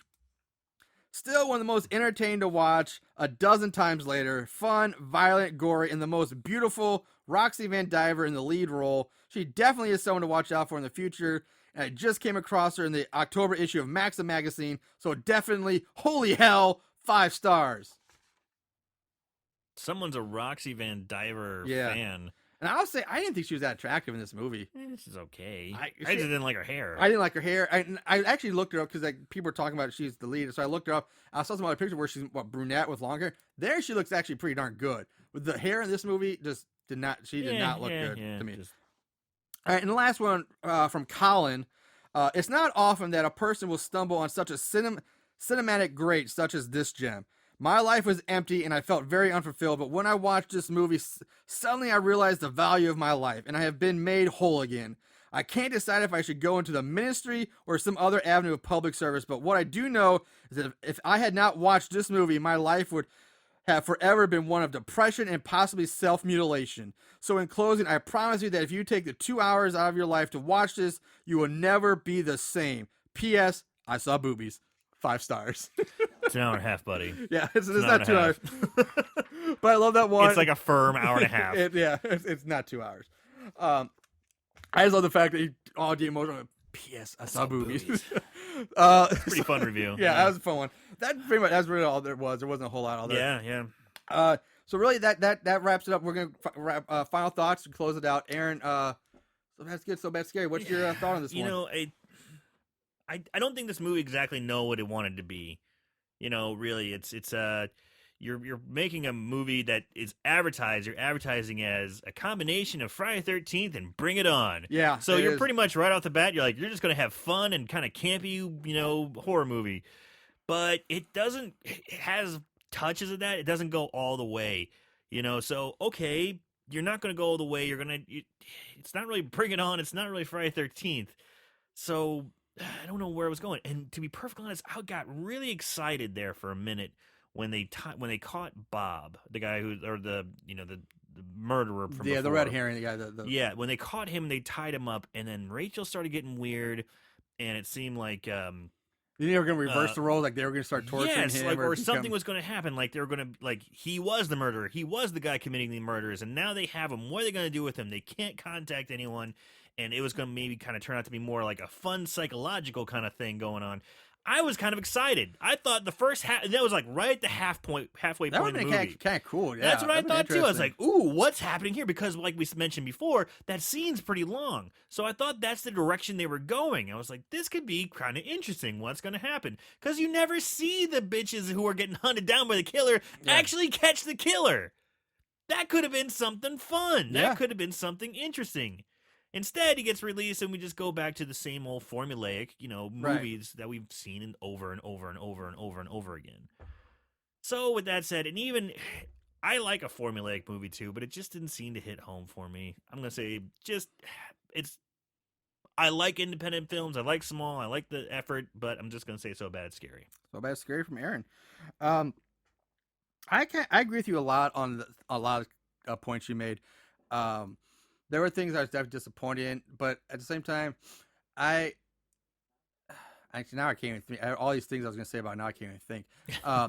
But there were definitely things like, looking back, if they're trying to make like an old 80s slasher movie, if that was their goal, they succeeded. Yeah. But they tossed in the fact that they're also, hey, we're also part, Bring It On, which was this comedy cheerleader thing too. Yeah. So when you advertise it as that, it's like I don't know what. Yeah, there wasn't enough. I guess we're gonna say humor or campiness. And they had touches, they had flavors. Touches, but I wouldn't say that was. it really there was nothing that makes it stand apart from any of the other really horror cheerleader camp horror movies we've seen before. It wasn't that much. You could say that about any other one, like Friday 13th meets Bring It On, with any other cheerleader camp movie, really, because this one wasn't.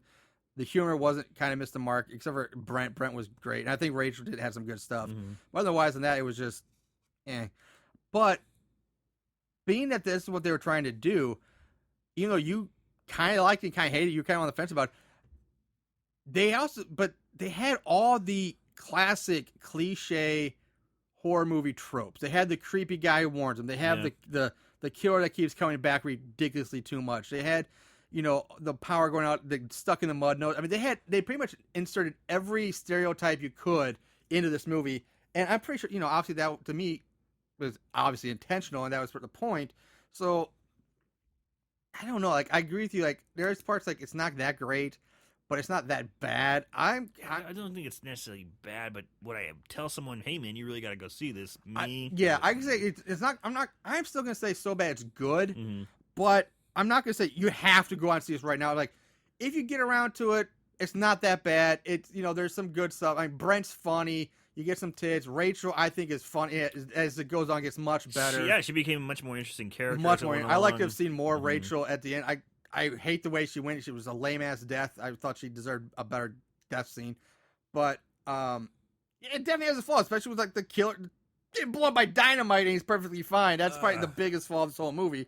But I'm still gonna say it's worth a watch, especially since it's free on Amazon right now. Sure. So Yeah.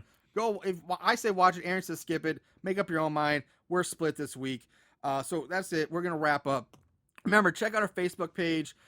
Speaking of Facebook, before I wrap up, I totally forgot. We do have our this year's March horror movie madness coming up. So we once again. We're going to be kicking that off. We'll be talking about it. Bracket style. We'll be talking about it. Which movie was the worst of the worst since our last year's champion, Alice in Murderland, was crowned. Now, for those who want to get involved in this, you can. I will post up. We are starting at episode 42, which was Holla. So from episode 42 all the way up to this episode 84, all those movies are basically fair game right now as to be in our bracket of 32. And we have to, obviously clean that down a bit to make 32. So if there's any movies you definitely want to make sure are in this bracket, let us know. You send us, let us know on Facebook, Twitter, Instagram, email, and we'll make sure those movies get in. There will be some that obviously won't make the cut. The ones that we thought were way awesome. We're actually really good, like All Through the House, Death Spa. I think Chopping Mall will probably not be included, but let us know. And keep an eye out for that, and you can help us vote on nailing it down, which will be the worst movie of the last year for us. So yeah, it'd be kind of interesting, and I just thought of this without my head. Okay, if we did also a bracket of the best, what were some of the better ones, or maybe something we can do amongst each other, like an awards. Well, I've thought about that too. Like, if we do two, everybody else does the best movies. Everybody does that. We do the shit. We gotta stick to what we do. But awards, I have thought about awards like. Like I said, I've thought about, we need like the Hall of Fame and the Hall of Shame. We got like Ron Jeremy's been in everything. We need the worst of the worst movies, worst kills, or, people who have like been in so many these things, like David Sterling movies have been a fucking nightmare. Just, I thought about doing some kind of awards, like, what are they doing for the really shitty movies? The Razzies. Razzies, yes, thank you. Yeah, something like that. Anyway, back on target. Yeah, check out our Facebook page for news and updates. Check out our Twitter page. We're at So Bad It's Scary. We're on Instagram at Horrible Horror Podcast. And check out our website. horriblehorrorpodcast.com. We're also, you can download and listen to episodes there, as well as Podbean, and iTunes and Google Play. So check all of it out. Let us know. Keep in touch with us. If you have any suggestions, send them our way. So that's it. We'll be back next week with another movie. Not sure what it is yet, but I need a cool sign off. We sign off. I was going to say keep posted we'll announce the movie when we find out, but... You were going to say keep it tight. I was about to say keep it tight, but I know last week you said something like you need something new, and I haven't found anything yet, so fuck it. You know what? Keep it tight, guys. We'll talk to you later. Bye.